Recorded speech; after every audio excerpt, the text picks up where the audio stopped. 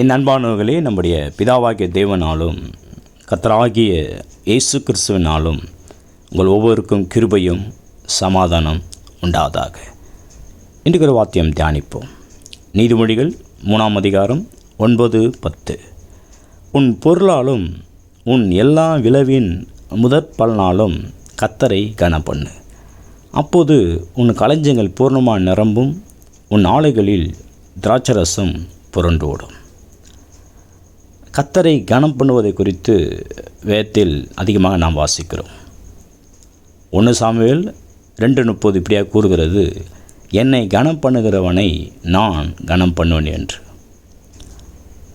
கனம் பண்ணுவது என்பது மதிப்பது, மரியாதையை செலுத்துவது தான் கனம் பண்ணுவது அர்த்தமாகும். அதாவது ஒருவரை உண்மையாகவே நாம் மதிப்போமானால் அவரை பெரிதாக எண்ணி அவருக்கு எது பெரிதாக தோன்றுகிறதோ அதையே நாமும் பெரிதாக எண்ணி காரியங்களை செய்வோம்.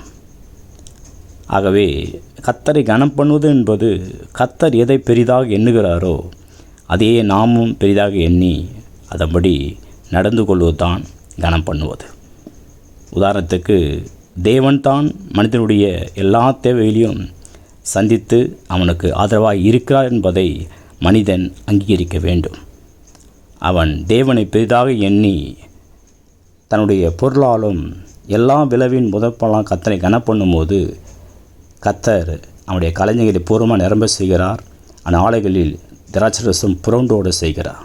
அவை கர்த்தரை கனம் பண்ணுங்கள், நிச்சயம் உங்களுடைய வறுமை நீங்கும், தரித்திரம் நீங்கும். அநேக ஜாதிகளுக்கு கடன் கொடுக்க அளவுக்கு கர்த்தர் காரியங்களை பலப்படுத்துவார், ஆசீர்வாதத்தை வர்ஷிக்க பண்ணுவார். அதை கனம் பண்ணுங்கள், நிச்சயம் நீங்கள் அநேக விதத்தில் நீங்கள் சிறப்பாக வாழ முடியும். அப்படியே செய்யுங்கள்.